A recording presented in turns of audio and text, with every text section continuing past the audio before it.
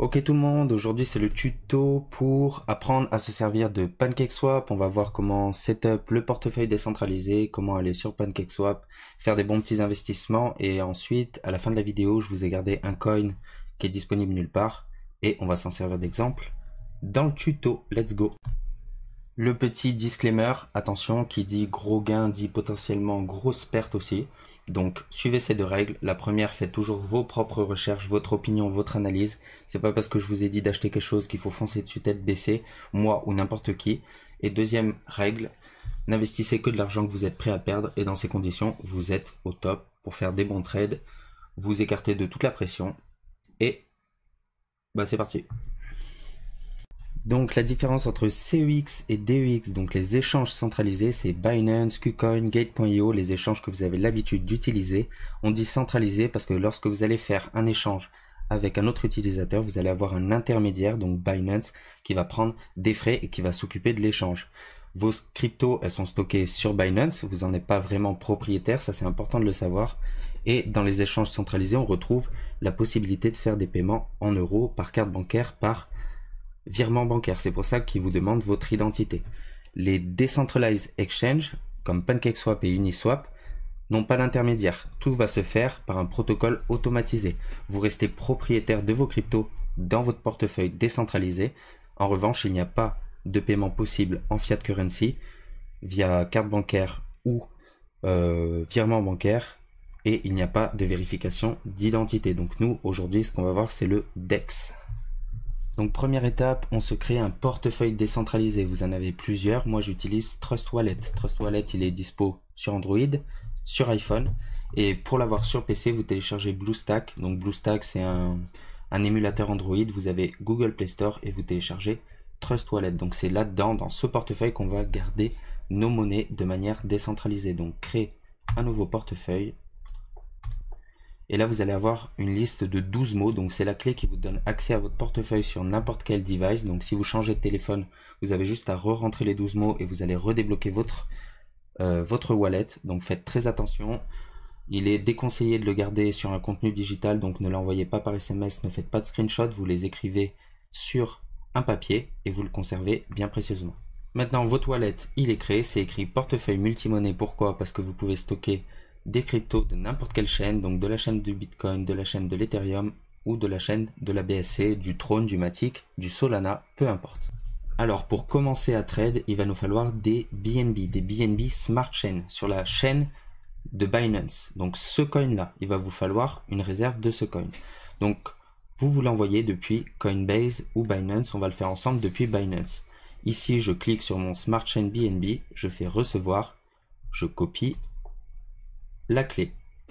Donc sur Binance, vous allez dans retrait, vous allez choisir le BNB et vous allez venir copier l'adresse de votre Trust Wallet et là il vient détecter automatiquement BSC Binance Smart Chain. Donc là vous faites envoyer et ensuite vous recevez en quelques minutes vos BNB dans votre Trust Wallet. Alors pourquoi on envoie des BNB? Parce que le BNB, il va vous permettre de payer toutes les transactions fee. Donc à chaque fois que vous allez faire un swap sur PancakeSwap, vous allez payer 20-30 centimes de frais. Donc attention, toujours avoir un minimum d'euros, toujours avoir 10, 20, 30 euros de BNB Smart Chain dans votre wallet, sinon vous allez être bloqué, vous ne pourrez plus faire d'échange. Il vous faudra encore renvoyer depuis Binance des BNB, donc toujours avoir des BNB. Donc là on a notre wallet, on a des BNB, on est prêt pour aller sur PancakeSwap. Donc PancakeSwap, vous allez dans le D-App. Et là vous allez trouver toutes les applications qui vous permettent de faire du farming, du stacking, des échanges, qui vous permettent d'interagir avec votre wallet. Donc nous, ce qui nous intéresse, c'est PancakeSwap. Et on va faire ensemble un premier échange. Donc, si je vais échanger mes BNB en BUSD, donc BUSD, je le rappelle, c'est le stablecoin de la BSC, donc c'est l'équivalent du dollar. Donc là, si je fais max, ça me dit 168 $, mais sauf que vous n'avez pas envie de faire max. Je vous ai dit tout à l'heure, toujours garder des BNB. Donc, pour l'exemple, je vais swap seulement 100 $. Vous rentrez, alors vous pouvez rentrer soit ici le montant désiré ou soit ici le montant, peu importe. Ici vous pouvez faire dans le sens inverse, sans BUSD en BNB, c'est plutôt intuitif, c'est plutôt simple. puis vous faites swap. Vous avez le résumé de la transaction, confirmez le swap, et là, c'est là où vous allez payer vos frais, donc 34 centimes de frais pour faire un échange de 100 $.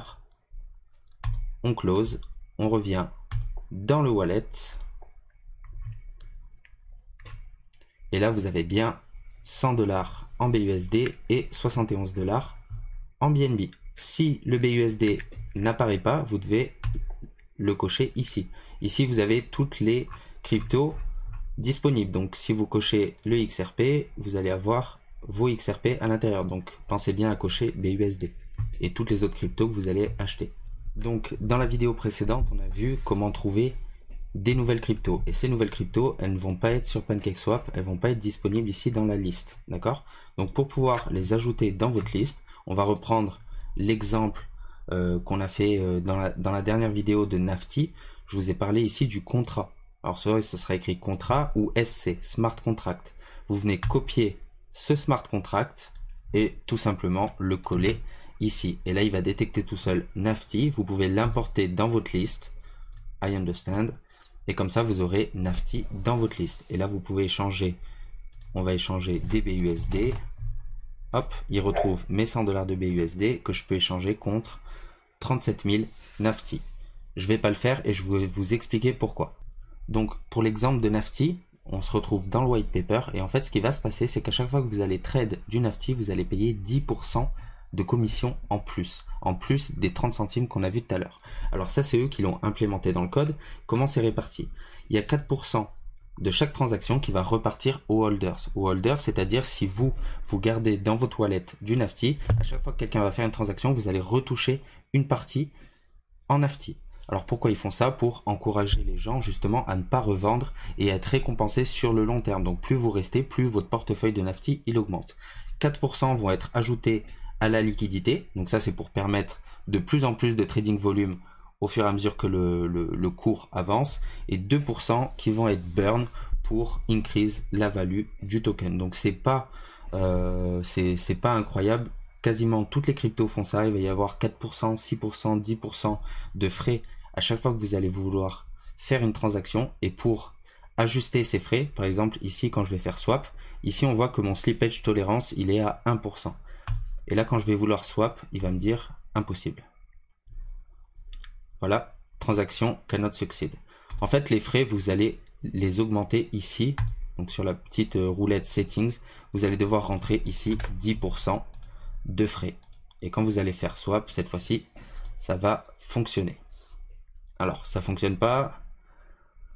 Alors, il faut jouer. Hein. Des fois, c'est pas 10, c'est 10,5 ou 11. Donc là, si je mets 11... price update. Voilà, avec 11, ça passe. D'accord? Donc, c'est pas récurrent sur toutes les cryptos et on le sait pas. En fait, on le sait pas si on n'a pas lu le white paper ou si on n'est pas dans le Telegram, on le sait pas. Alors, si vous le savez pas, si vous trouvez la réponse nulle part, vous venez ici. Si la transaction elle passe pas, ben, vous augmentez petit à petit, vous faites 3%, 5%, 6%, 10%. Et il y a un moment où la transaction elle va passer, c'est simplement dû à ces frais-là. Donc là, je vais pas acheter du Nafty et perdre 10% pour rien. À la place du Nafty, on va acheter du Drive. Et je vous ai dit que je vous présenterai une crypto à la fin de la vidéo. Pour ceux qui ont vu la vidéo d'avant, on a parlé de 5 points de confiance pour savoir si un projet crypto était legit. Ici, on retrouve les 5 points. Donc, l'utilité. Alors, c'est un Uber décentralisé. Donc, vous n'auriez plus de commission à payer à Uber en faisant l'activité de driver. Vous n'aurez plus toutes les contraintes. Il y a des contraintes qui sont imposées par Uber. Par exemple, vous devez faire payer tant. Les prix sont imposés. Les destinations sont imposées. Si vous répondez pas à 3 courses dans la journée, vous pouvez plus driver pendant la journée. Donc, on vient effacer tous ces liens de subordination pour redonner le pouvoir aux drivers. Donc, ils pourront faire leurs courses, être payés en crypto sur l'application, etc., etc. Donc, l'utilité, elle est vraiment cool. Même les drivers, même les riders, donc les gens qui vont prendre le taxi, vont toucher aussi des cryptos en donnant des reviews, en recommandant l'appli à des gens, etc., etc. Donc, peut-être le nouveau Uber décentralisé. Je ne vais pas vous refaire tout ce qu'on a discuté dans l'ancienne vidéo. Je vous conseille d'aller la voir pour justement investir dans des bons projets et mettre de côté les arnaques. Donc celui-là, Le white paper, il est carré, il est vraiment très intéressant. Je vous conseille de le lire. La roadmap, elle est très intéressante aussi. Ils ont lancé un pilot launch à Bangalore dans le Q2 qui s'est bien passé. La plateforme, elle est prévue pour le Q3, donc dans les mois à venir. La team, elle est doxed. Les personnes, ils sont disponibles sur LinkedIn, etc., etc. Encore des points de confiance qu'on avait étudiés ensemble dans la dernière vidéo. Utilité, white paper, roadmap. La team, elle est doxed et ils ont déjà... Alors, ils ont beaucoup d'investisseurs et de partenaires. On vient cliquer dessus. Par exemple, les ventures, c'est les capitales. Donc, c'est les gens qui mettent de l'argent dedans pour back le projet. Donc, vous allez sur les petits logos, vous allez dans portfolio et vous vous rendez compte que c'est réel. Les mecs, ils mettent pas des petits logos pour faire joli. Et dernier point aussi qu'on voulait analyser, est-ce qu'ils sont sur des exchanges? Ils sont sur MEXC Global. Donc, token très intéressant. Donc là, encore une fois, comment on fait pour l'acheter? L'adresse, elle est ici, où vous allez sur CoinGecko, vous copiez votre adresse, vous retournez sur PancakeSwap, à la place de Nafty, on vient coller l'adresse de Drive ou Drift, je ne sais pas comment il l'appelle, DRF, importer, I understand, importer.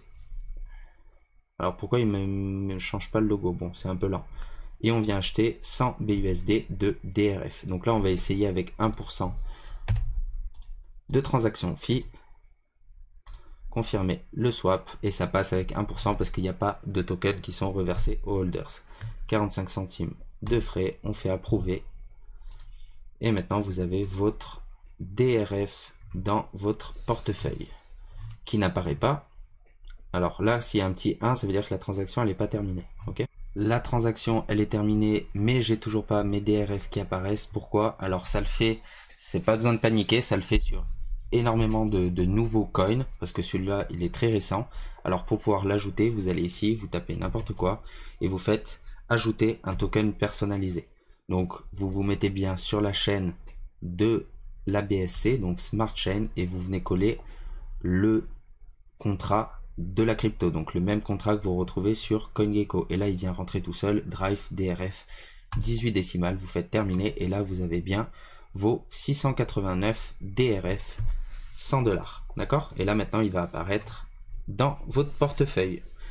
Donc si on regarde vite fait le chart ensemble, le chart comme je vous ai expliqué dans la vidéo d'avant, on va sur PooCoin, PooCoin.app, vous copiez l'adresse du contrat ici, ça vous donne DRF et on peut voir qu'il y a seulement 5 millions de market cap. Donc c'est un coin qui peut relativement exploser. Faites vos propres recherches. Moi je le trouve intéressant, je vais le poster sur Instagram.